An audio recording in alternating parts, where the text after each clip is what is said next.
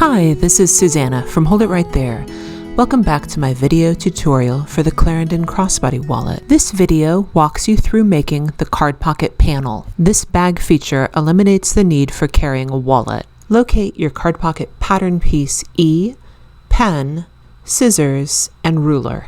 We're going to start by indicating the top edge of the card pocket piece, and this will be important when we are joining the slip pocket to the card pocket later. We're going to cut a tiny notch at the top center edge of E. Begin by folding your fabric, matching the long sides together. At the top center crease, cut a tiny 1/8 inch notch. We're going to transfer the fold lines onto your card pocket piece.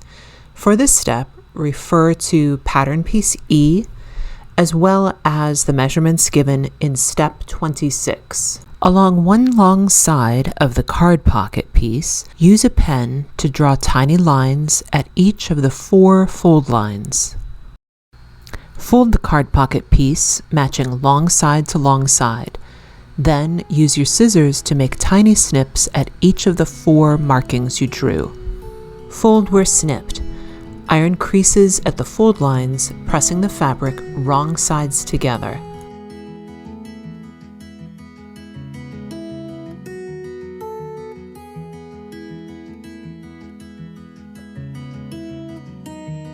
On the wrong side of the card pocket piece, use your fabric pen to draw a line 3/4 inches from the top raw edge. This line will be essential when we join the card pocket to the slip pocket later. On the wrong side of the card pocket, center one strip of interfacing directly below each fold line crease. Fuse the interfacing strips. My interfacing strips in this video are a bit shorter in length than in the pattern. Mine are 6.5 inches by 1. Both are fine.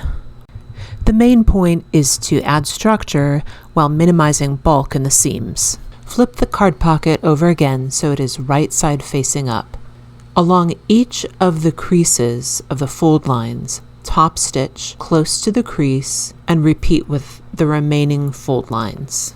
Refer to pattern piece E for this step. Beginning from the bottom on the right side, bring the fold line 1 to meet the placement line 1 and press. Repeat with fold lines 2 through 4. Evenly space the folds so that there is approximately 3/8 inch distance between each of the folds. Locate interior slip pocket F. Just as you did with the card pocket E piece, fold the slip pocket in half, matching the sides, which are 9 inches, and cut a tiny 1/8 inch notch at the top center crease. Marking the top of interior slip pocket F is especially important if you are using fabric without a directional print. With interior slip pocket F facing right side up, draw a line 1 1/4 inches from the bottom edge. Turn the card pocket wrong side up and upside down with the previously marked 3/4 inch line at the bottom as shown. The top edge of card pocket E now faces you. Place the card pocket on top of the interior slip pocket, right sides together. Align the raw edge of the card pocket top with the line drawn 1 1/4 inches from the raw edge of the interior slip pocket. So the raw edge of E matches up with a line drawn on F. I like to pin these pieces together, and then you're going to sew along the line drawn on the wrong side of the card pocket. Just use a regular stitch length for this. Refold the card pocket with the creases evenly spaced, approximately 3/8 of an inch distance apart. Align the remaining raw edge of the card pocket with the bottom raw edge of the slip pocket. Using a 1/4 inch seam allowance, sew along the bottom edge and along the left and right side edges. Use a washable fabric marker to draw a vertical line where marked in step 35. Sew along the vertical line, backstitching to reinforce. Locate the left and right pocket wings. Right sides together, match the straight sides of the pocket wing with the left and right raw edges of the prepared card pocket interior slip pocket unit. The angled sides of these G pieces face toward the center of the card pocket. Pin or clip at the right and left side of the card pocket unit.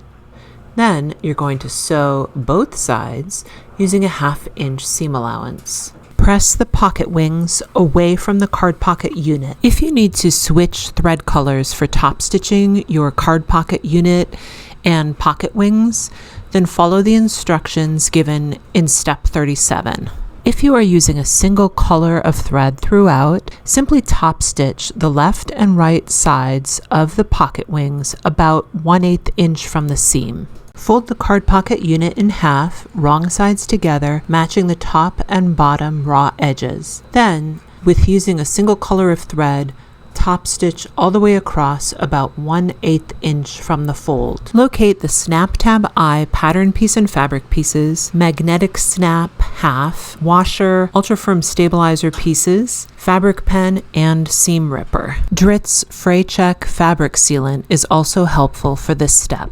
Place the snap tab eye pattern piece on top of one of the snap tab eye fabric pieces. This snap tab piece will face the outside of the bag. Use your pen to mark the insertion point for the magnetic snap. I am marking on the wrong side or on the interfacing side so that I can easily see my marking. If your fabric is lighter colored or doesn't have a dominant print, it might be fine to mark on the right side. Center the washer over the marking. Use your pen to trace the left and right prong placement lines on the washer. With the sharp point of a seam ripper, carefully cut through the left and right prong placement lines. Be sure to cut through the layers of fabric and interfacing. To prevent the incisions you just made from unraveling, apply a few drops of Dritz fray check or other fabric sealant. Allow this to dry before moving on to the next step.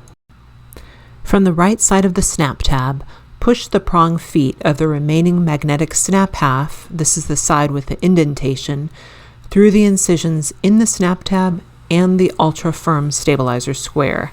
Insert the prongs through the holes in the washer, then fold the prongs outward to secure.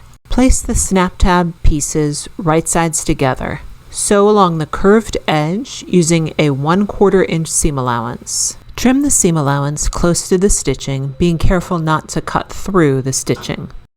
Then turn the snap tab right side out. Press the edges as needed and insert the ultra firm stabilizer.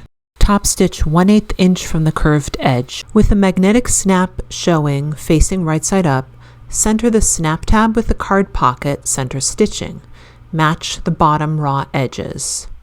Pin or clip together, then sew using a 1/4 inch seam allowance. Locate piece H, the accent below the pocket. Right sides together, align the top edge of H with the bottom edge of the card pocket unit.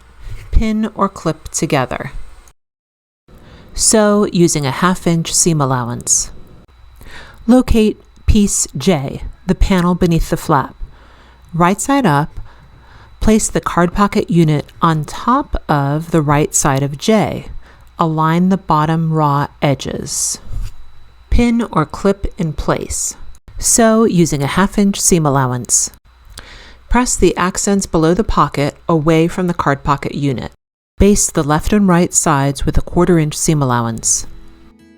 Then top stitch along the seam using a 1/8 inch seam allowance. The front panel is now complete. Follow along in my next video as we join the front and back exterior and create the lining. Thanks for watching. Happy sewing!